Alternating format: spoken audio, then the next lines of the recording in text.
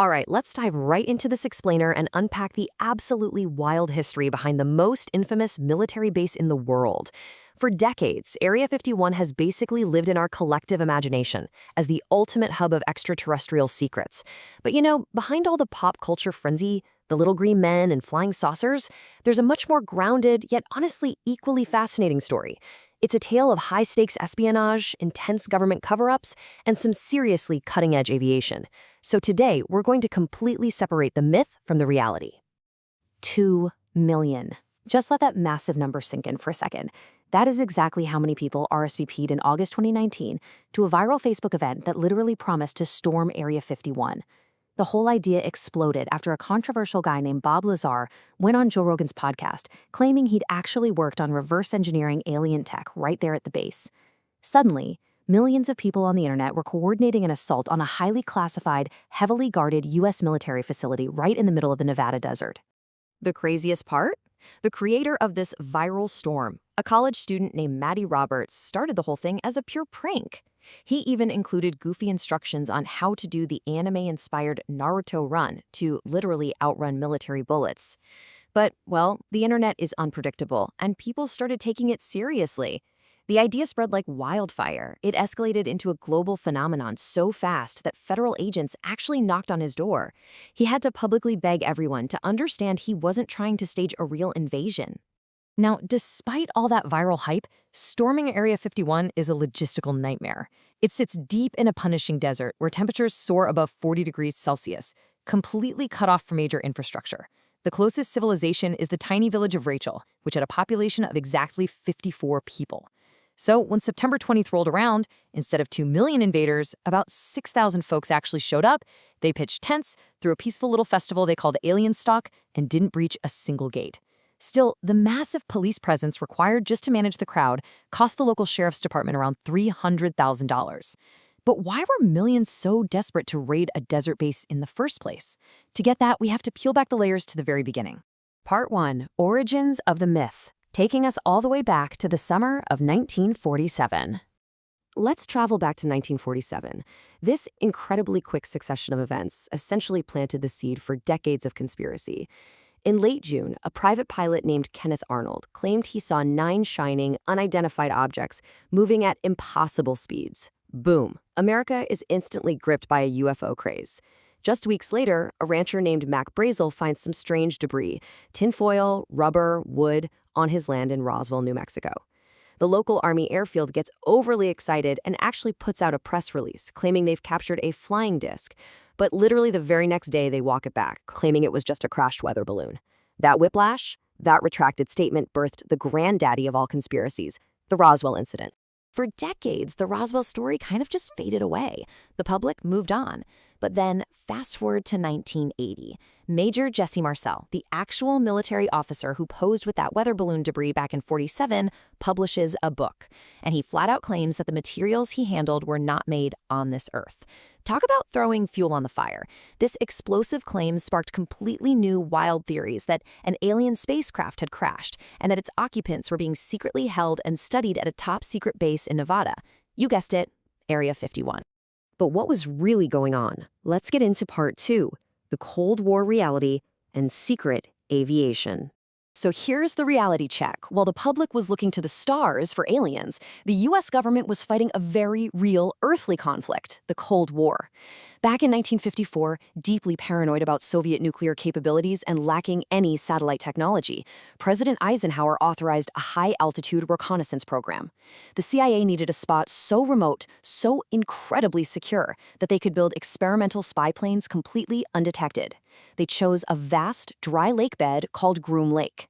Heavily restricted and surrounded by desolate terrain, this became Area 51. Now, this is where the story gets really fascinating. As the CIA starts testing these bizarre, ultra-fast aircraft, civilian sightings of UFOs understandably skyrocket. But the CIA quickly realizes something brilliant.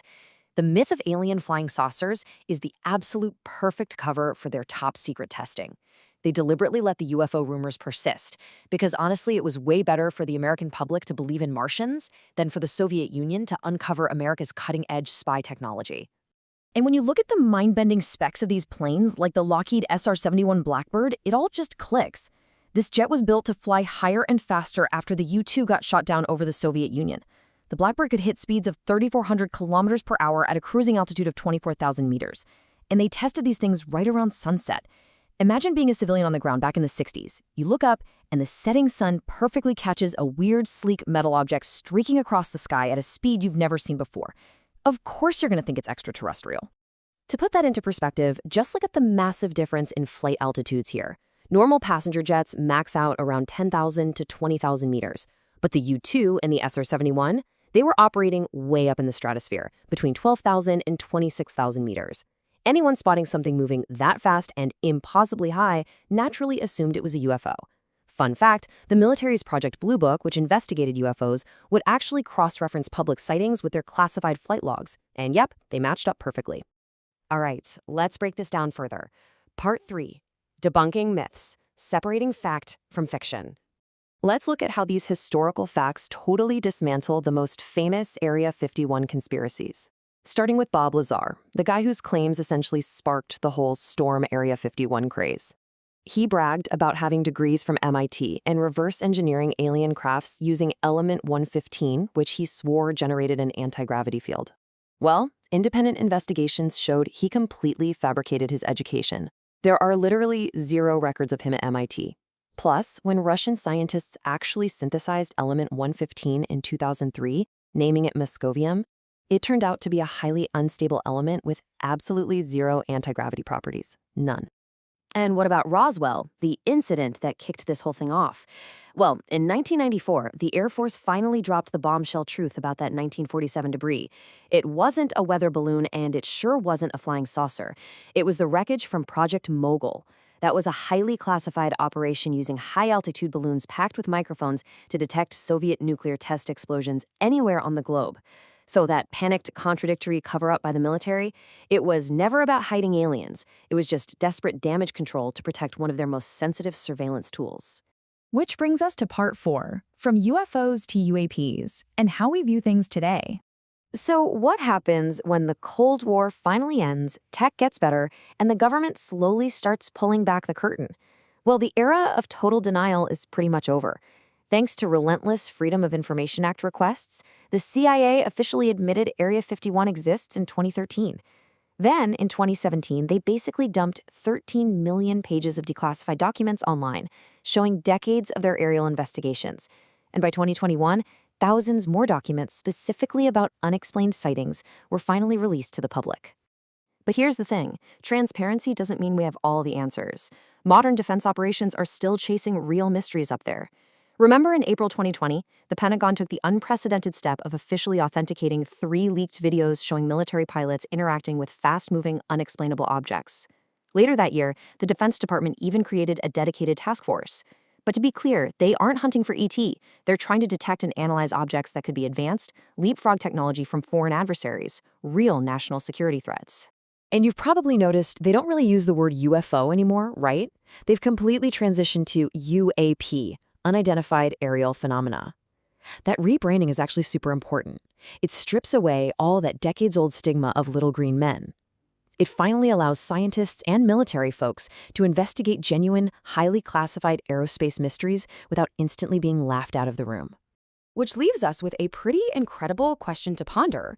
We now know, without a doubt, that the alien crafts civilians saw in the mid-20th century were actually the U-2 and the SR-71 Blackbird, revolutionary tech being tested in the shadows of Area 51. And guess what? Area 51 is still active today, testing the next generation of experimental aircraft. So, if yesterday's UFOs were actually top-secret Cold War spy planes, what classified tech, either ours or an adversary's, are we looking up at and mistaking for UAPs right now?